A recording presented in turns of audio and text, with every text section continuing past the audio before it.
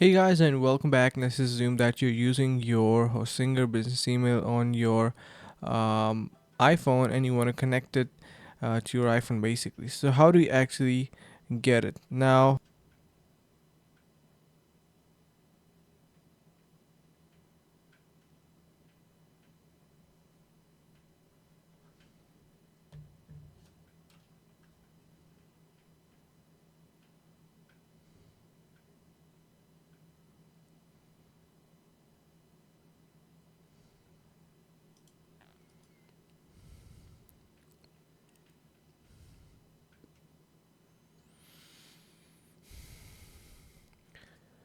so basically, you can see we have on Hostinger, if you head over to these three lines, you do get this email option and you can use this to connect it. So, if you want to go further, it is going to be asking you to purchase a plan in order to do.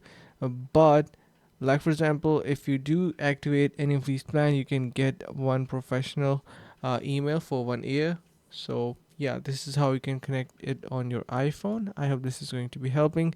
Thanks so much for watching, guys. Make sure to subscribe and see you in the next video.